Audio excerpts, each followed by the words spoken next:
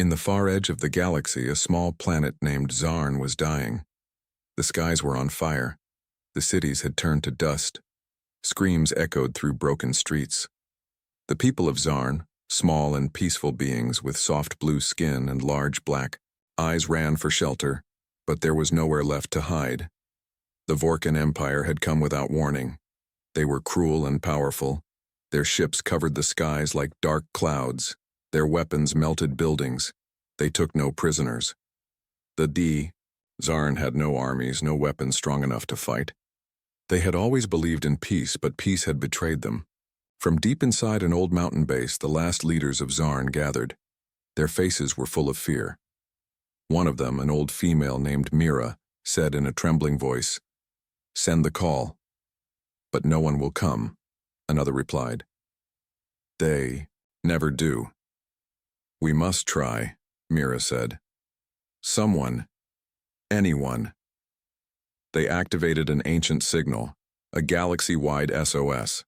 It was old technology, used long ago when the galaxy was more united. A simple message echoed across space.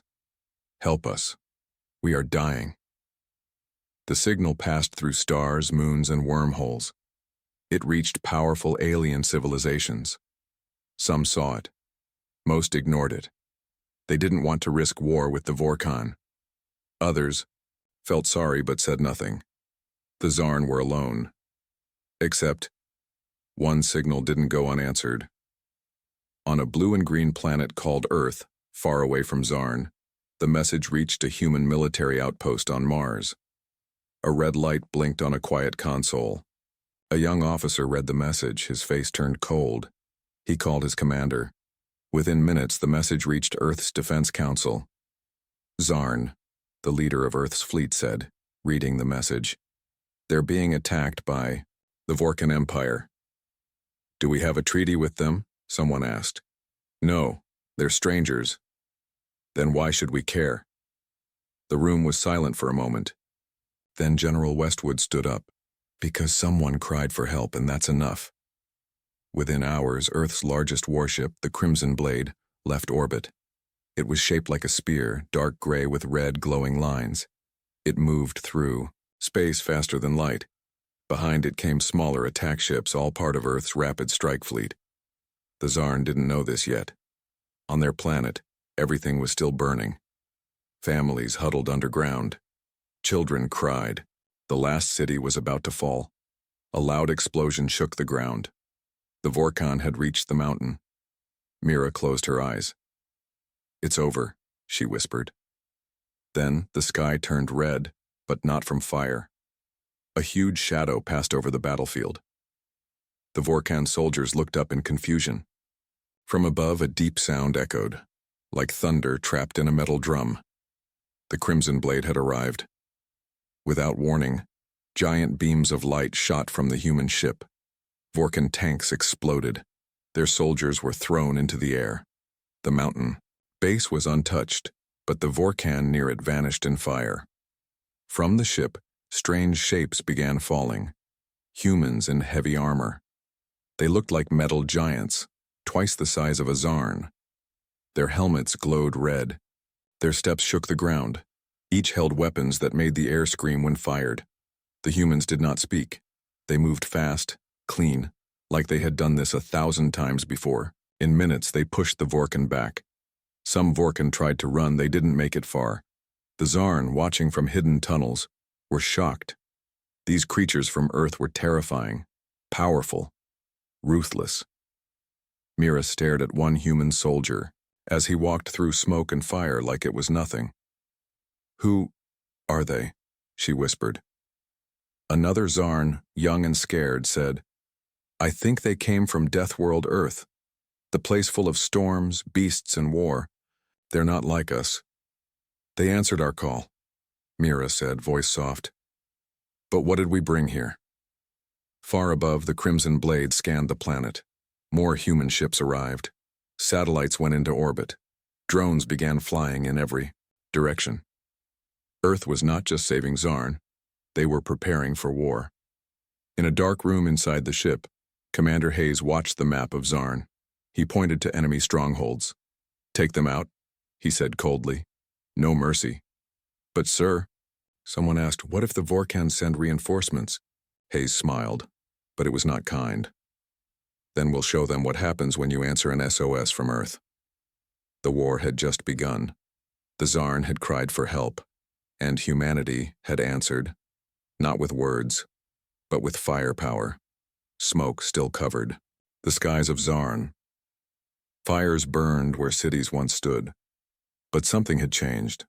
The Vorkan Empire, who had destroyed so much, was now running. They were not afraid of the Zarn. They were afraid of the new monsters, the humans. The people of Zarn hid in caves and bunkers. They watched with wide eyes as the giants walked across the battlefield. These were not normal soldiers. These were tall, strong creatures in black armor, with glowing red eyes and weapons that hummed with power. Their feet made the ground shake. Their presence made the air heavy. One Zarn child whispered, "They walk through fire, like it's nothing." And it was true. The Vorkan had set fire to the forests, but the humans marched through flames, like they didn't even feel the heat. When enemy lasers hit them, their armor barely cracked. When they were outnumbered, they moved faster, hit harder, and did not fall back. From behind a broken wall, Mira watched the battle. She saw a human soldier leap from a dropship. He landed like thunder. His armor was smoking, but he stood tall. His weapon glowed bright blue. In seconds, he turned 5 Vorkan warriors into ash. The Zarn leader beside Mira whispered, "We called for help, but we called giants." Another said, "They scare me more than the Vorkan." In the air, the crimson blade hovered like a silent god. Its weapons still glowed. Its scanners moved across the land. Inside the ship, Commander Hayes gave more orders. "No survivors," he said. "The Vorkan leave this world in pieces or in body bags." The human fleet moved like a storm. They didn't waste time. They didn't take prisoners. To them, this wasn't just a rescue. This was war. And humans knew war better than anyone. Back on the surface, a group of Zarn villagers came out of hiding. They saw a human soldier kneeling near a destroyed building. He was checking something on a small screen. One Zarn elder slowly stepped forward, shaking with fear. The human turned his head. He did not raise his weapon. "You sent the signal?" the human asked through his helmet, voice deep and cold. The elder nodded. "Yes, we were dying."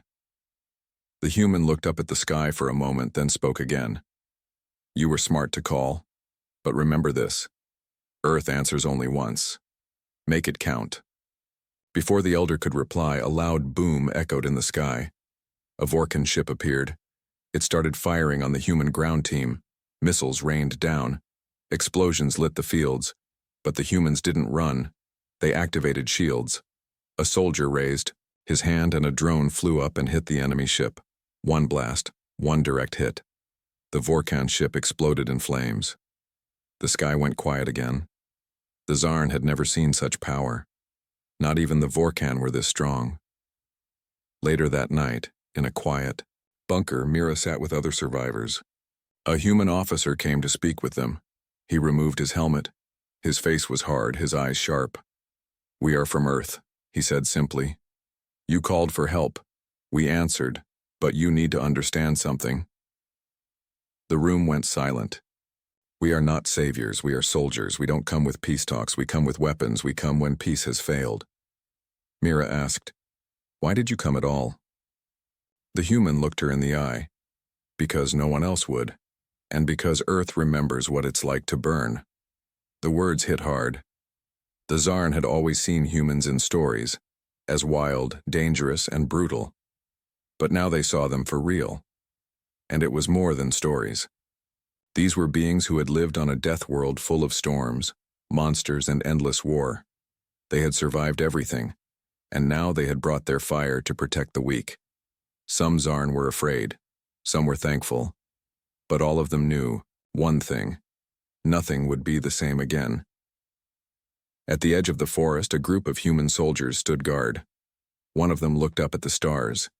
"Commander," he said over the radio, "Zarn is secure. No more enemies in this sector." Commander Hayes replied, "Good. Keep eyes on the sky." This was only the first wave. The human turned to his team. "You heard him. Stay sharp. We're not done yet." Far above, in the black of space, other Vorkan ships moved quietly, ready to strike again. But Earth was watching now, and Earth had sent its giants.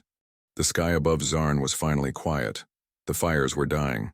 Smoke still covered some parts of the land, but the sounds of war had stopped, for now.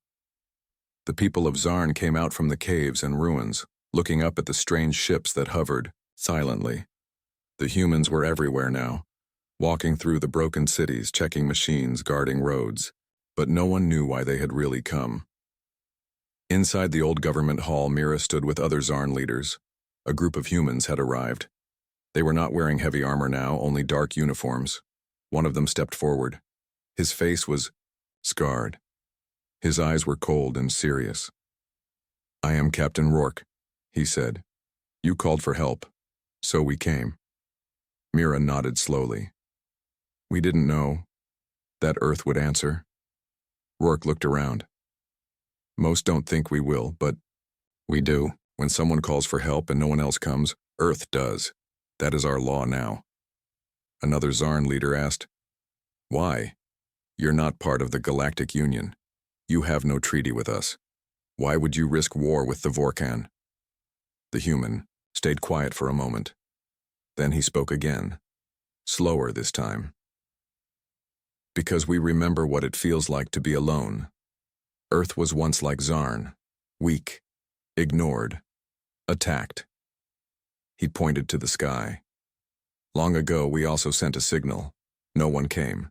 So we learned to fight for ourselves, and we promised we would never let others suffer like we did." The room went silent. Captain Rourke opened a small device.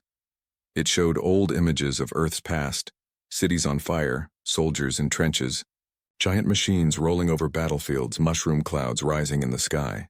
"This is Earth," he said. "A death world, filled with danger, poison winds, killer beasts, endless storms, and worst of all, each other. We fought ourselves for centuries. We destroyed our own cities. We killed our own people, until we finally understood one truth. Only the strong survive, but the strong must also protect." Mira watched the images with wide eyes. "You lived through that?" Rourke nodded. "We did more than live. We changed, we evolved. War shaped us. Pain made us stronger." Another Zarn leader, old and wise, said, "You are like no other species in this galaxy." "No," Rourke agreed, "we're not. That's why they fear us."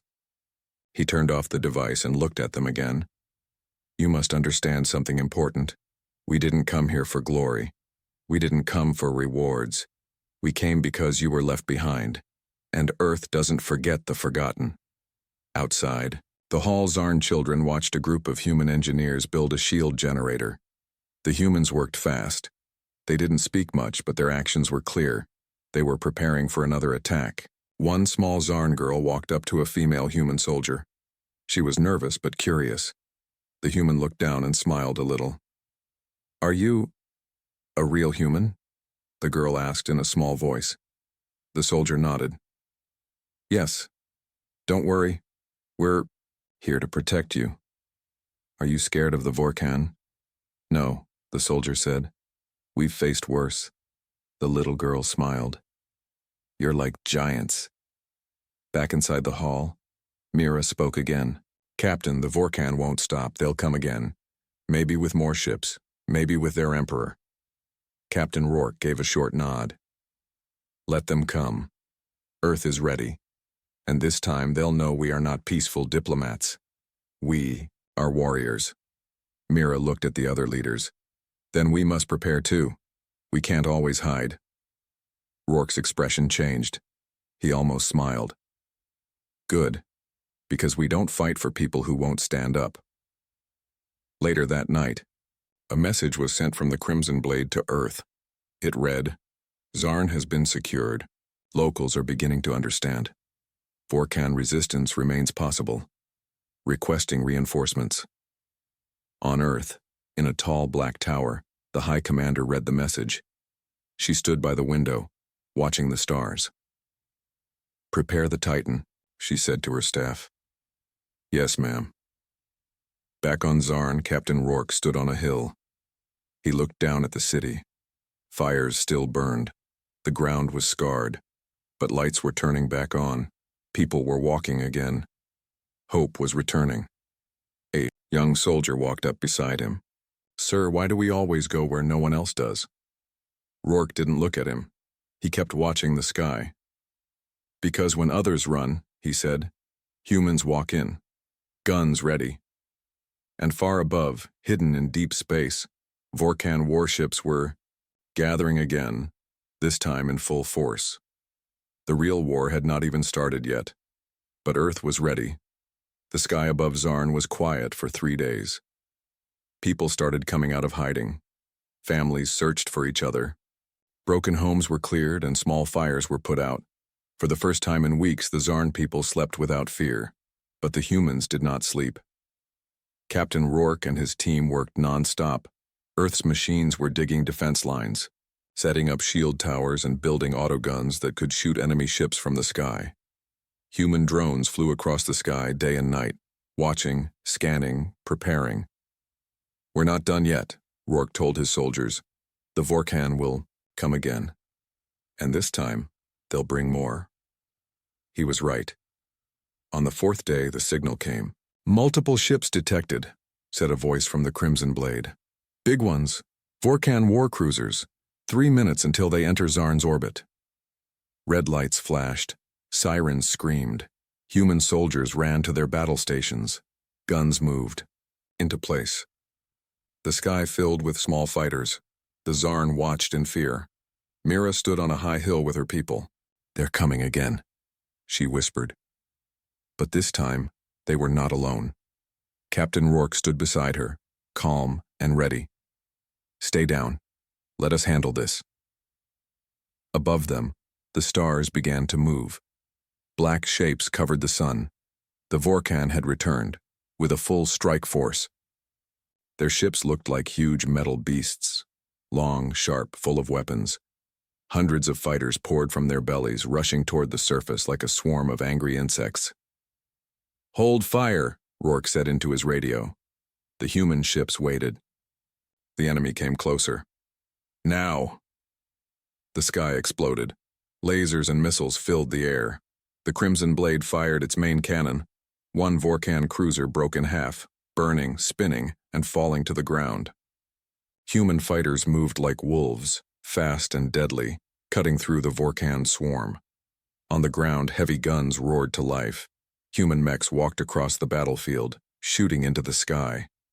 Autoguns locked onto enemy fighters, turning them into fireballs before they could land. But some Vorkan got through. They landed near the edge of the city ruins. Black ships opened. Hundreds of Vorkan soldiers ran out, screaming war cries. They carried sharp weapons, fired burning red blasts, and charged forward. The human ground teams met them head-on. The two sides crashed like waves, human armor against alien steel. Explosions shook the ground. Smoke and dust filled the air. Zarn villagers watched in shock. Human soldiers fought without fear. One soldier was shot twice but kept moving, dragging a wounded teammate to safety. Another stood in open fire, reloading calmly, before taking down 5 Vorkan. They were not just fighting, they were sending a message. Mira whispered, "They're like machines." "No," said a young Zarn beside her. "Machines don't care. These humans, they fight because they choose to." Hours passed. The sun began to set. The battle continued. Captain Rourke led a small team deep into enemy lines. They needed to destroy a Vorkan landing beacon or more ships would arrive. They moved fast through smoke and rubble. One human was hit. Rourke didn't stop. He reached the beacon, a black tower glowing with energy, and placed an explosive at its base. "Detonating in 10 seconds, he said. The team ran. The explosion lit up the dark sky. The beacon collapsed in flames. Back at the city, the remaining Vorkan began to fall back. Some tried to escape, but the humans were waiting. Fighter ships swooped down, cutting off their retreat. The Vorkan had no choice. They surrendered, or died. By nightfall, the battle was over. The humans had won again, but not without cost. Smoke rose from broken tanks. Human medics carried away the wounded. Some soldiers sat in silence, their armor blackened, their faces tired. Mira walked into the human camp. She saw the blood, the broken machines, the silent faces. "You saved us again," she said to Captain Rourke. He looked up at her, wiping blood from his helmet. "That's what we do." "You lost people," she said gently. "Yes," he said, "and we will lose more. War has a price." She looked down. "We didn't know. When we sent the signal, we didn't know we were calling giants into our skies." Rourke stood up slowly. "We are giants, but not gods. We bleed too. That night, a quiet wind blew through Zarn's burned fields. Human ships hovered above the land, lights blinking in the dark. The people of Zarn sat together, holding hands, remembering those lost. And far in space, the Vorkan Emperor watched the battle footage. His eyes narrowed. "Send the Legion," he said coldly. "Earth wants war. We'll give them one." The second wave had failed. The third would be worse. The ground on Zarn was still warm from the last battle. Smoke hung low in the sky, and the smell of ash was everywhere. The people tried to rebuild, but fear sat heavy in their hearts. Everyone knew it wasn't over. Inside the human command post, Captain Rourke stared at the screen. It showed new enemy movement in deep space. Bigger ships, more weapons, a full Vorkan legion. "They're coming again," he said. A soldier beside him asked, "How many?" Rourke replied without looking away. "All of them. Back on Earth." The message had been received. Inside a massive hangar, a giant warship was being powered up. It was dark, sharp, and shaped like a blade. The ship's name, Titan. It was Earth's largest warship, and it was waking up for war. On Zarn, the humans prepared for the worst. Defense lines were expanded. Extra weapons were dropped from orbit. New battle mechs landed from the Crimson. Blade, taller than buildings, with cannons on their arms and shields on their backs. The Zarn people watched in silence. They had never seen machines like these. Mira stood near one as it walked past, its feet shaking the ground. "Are these new giants?" she asked. "No," said a human engineer nearby. "These are the hammers. The giants hold them." The sky changed on the fifth night. A loud alarm echoed across Zarn. The stars disappeared behind a fleet of Vorkan ships, bigger than before, darker. Their lights glowed red. The Legion had arrived. "This is it," Rourke said. "Everyone to battle stations." The humans didn't panic. They moved fast, like they had practiced this 100 times. Fighters launched, shields powered up, cannons turned toward the sky, and then the Vorkan opened fire. Bright beams of energy shot down. Explosions rocked the human defenses. The ground cracked. The sky turned white. But the shields held. Human ships rose to meet the enemy. The battle began in full. The Titan arrived minutes later. It came out of hyperspace like a thunderstorm. Its engines roared, its cannons lit up the void. One Vorkan cruiser was destroyed in a single blast. The Zarn looked up in awe. The Titan was unlike anything they had ever seen. "It's not a ship," one whispered. "It's a god." The Legion dropped its troops. Thousands of Vorkan landed on the surface. Some were twice the size of normal soldiers. They carried heavy armor and weapons that glowed with blue fire. They marched forward slow and deadly, but the humans were waiting. Mechs moved in to stop them. Autoguns opened fire. Snipers picked targets from high towers. Ground troops pushed forward with grenade launchers and railguns. The ground battle was brutal. Steel met fire, blades met bullets, and between it all, the Zarn villagers watched in fear and wonder. Mira stood with her people behind the human line. She wanted to hide, but couldn't. She watched as a human mech took 2 Vorkan down with one swing of its arm. Another human soldier jumped from a wall and landed with a blast, firing in all directions. The Vorkan were strong, but the humans fought harder. They didn't stop, even when injured, even when outnumbered. Why do they fight like this? Mira asked quietly. An old human officer beside her answered. Because we've already lost everything before. We know what happens when you lose your home. Hours passed. The battle turned darker. Smoke made it hard to see. Bodies covered the fields. Machines burned. Even the Titan took hits and had to pull back. Captain Rourke was in the thick of the fight. His armor was cracked. His team was down to half strength. But he kept moving. We hold the line, he shouted. We don't give up this planet. A huge Vorkan war beast charged at him. Rourke ran toward it, placed a bomb on its chest and rolled away just before the blast tore the monster apart. Back in orbit, the Titan's captain sent a final message. If they want fire, give them the sun. The Titan's main cannon charged. Again, this time to full power. With a sound like thunder, it fired. A bright beam of pure energy cut through space and destroyed 2 enemy flagships in one shot. The sky turned silent. The Legion was broken. The survivors ran. The ground grew quiet. Again. Humans stood over the field, tired, bloody, but alive. Zarn people came out and helped carry the wounded. Some cried, some smiled. All of them knew. They had just survived something terrible. That night, Mira stood beside Rourke. She looked at the field. You did it, she said. He shook his head. We did it. Your people stood with us. She nodded slowly. What happens now? Rourke looked at the stars. We rebuild. We prepare. Because one day, someone else will send a signal. And when they do, Earth will answer again. Zarn was safe. For now. The Vorkan Legion was broken. Their ships had fled.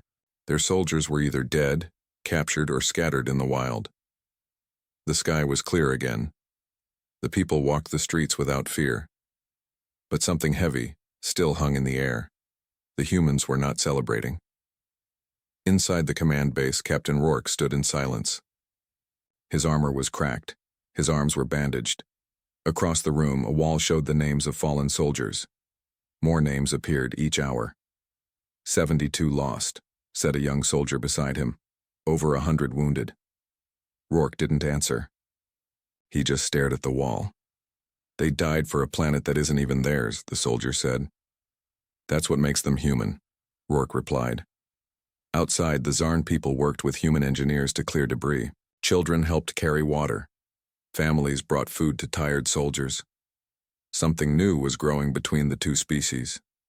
Respect. Mira walked through the camp, stopping beside a burned-out mech. She placed flowers on it. The human standing nearby asked, Why the flowers? To honor the giant who stood here, she said softly.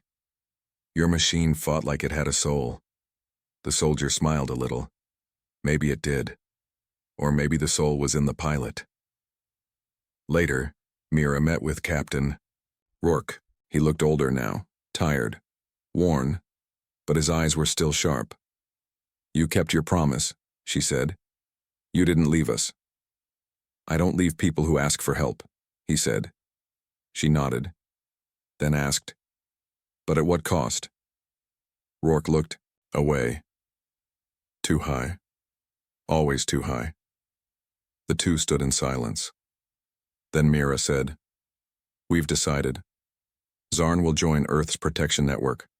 We want to stand with you now. Not just hide behind you. You'll have to fight, he warned. The Vorkan will come again. Maybe not today, but someday. We will be ready, she said. Because now we have seen what it means to fight for something bigger than fear. Far above, the Titan hovered in orbit, its hull still scarred from the last battle. Inside, a meeting was held between Earth commanders and Zarn leaders. The topic, rebuilding. Earth offered help, factories, medical tech, education. But they also offered something else, training. Human instructors would stay behind. They would teach the Zarn how to fight, how to build defenses, how to survive the next war. Not because we want war, said Commander Lyra of the Titan, but because peace never lasts in a galaxy full of empires. Meanwhile, a different storm was brewing. Across the galaxy, the footage of Earth's response spread like fire. Aliens watched in shock. A weak planet had called for help, and humans had answered with warships. With fire, with fury. Some feared them, some hated them, some wanted to join them. In secret rooms, the Vorkan Emperor held a council. "We were not prepared," he said. "We thought Earth was still the same, loud, arrogant, but soft." He slammed his fist on the table. "We were wrong." A general spoke. "What now, Emperor?" "We do not stop," the Emperor growled. "We make them bleed, not just on Zarn. Everywhere." Back on Zarn, Rourke walked through a small garden being planted near the ruins. Children laughed. Flowers bloomed in the black soil. It reminded him of Earth, long ago. A young Zarn boy ran up to him. "Will you go back to your planet now?" Rourke knelt beside him. "Someday, but not yet. There's still work to do." The boy looked serious. "Are you scared the Vorkan will come back?" Rourke smiled a little. "I hope they do." "Why?" "Because now you're ready." Elsewhere in the human base, 2 soldiers sat cleaning their weapons. "Do you think it was worth it?" one asked. The other nodded. "They called for help, and we came. That's all that matters." In the dark, a signal left Zarn. It carried a message across the stars. "Zarn has survived. Earth stood with us. We are no longer alone." That signal was heard by many.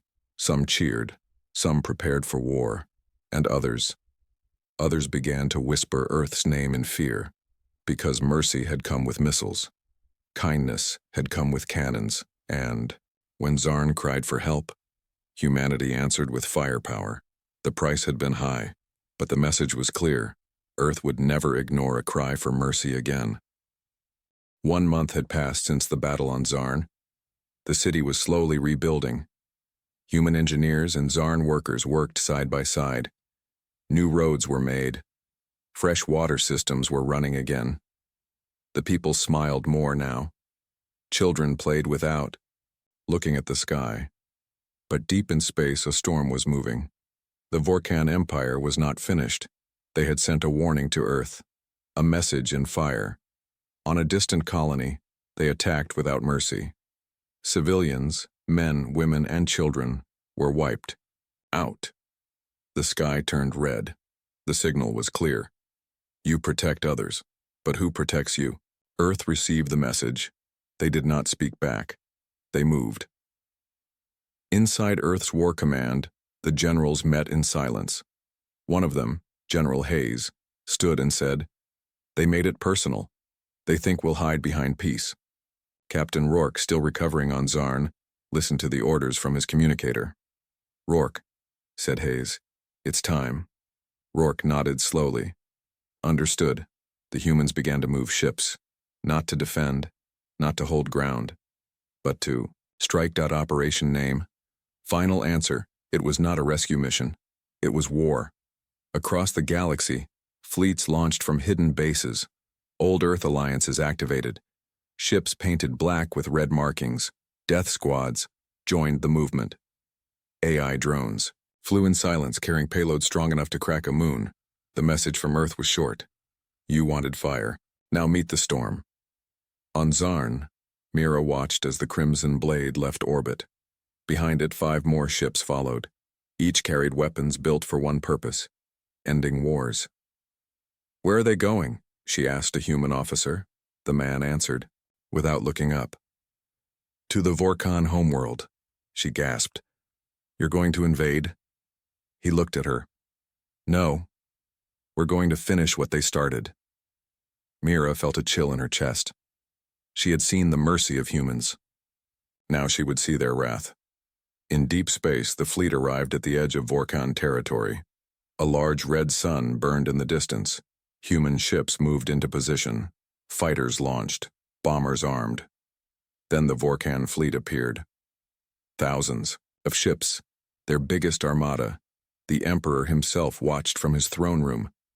"They dare come to us?" he growled. Yes, Majesty. They brought their strongest.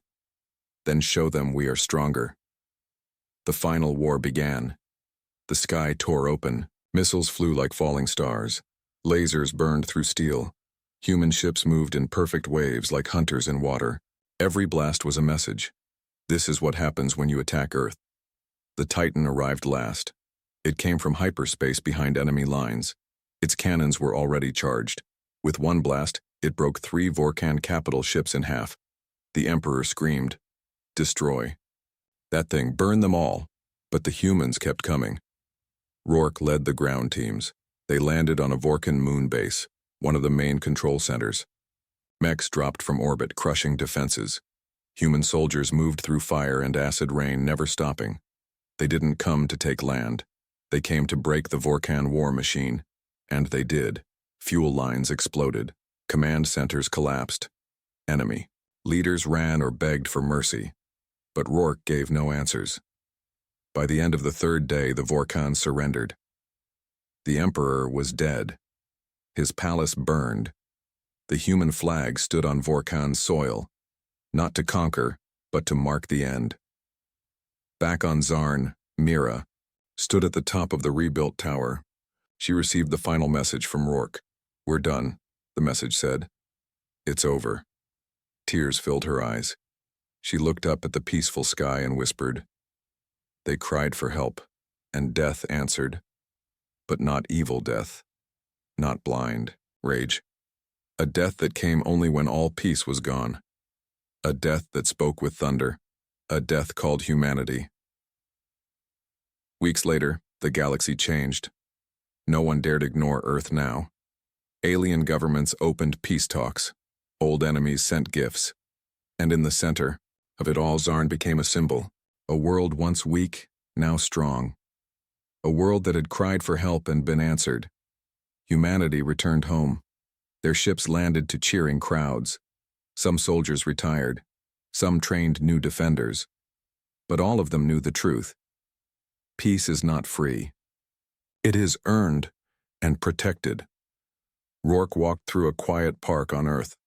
Children ran past him. Trees swayed in the breeze. He smiled, for the first time in a long time. Mira sent him a message from Zarn. "Your fire saved us. Your mercy changed us. You are not just protectors. You are giants among stars." Rourke replied, "We are only human, but when the stars cry out, we listen." And in the dark corners of the galaxy, other creatures watched. Afraid, respectful, because they had seen what happens when mercy meets monsters, when kindness answers violence, and when a single cry for help brings the fury of Earth.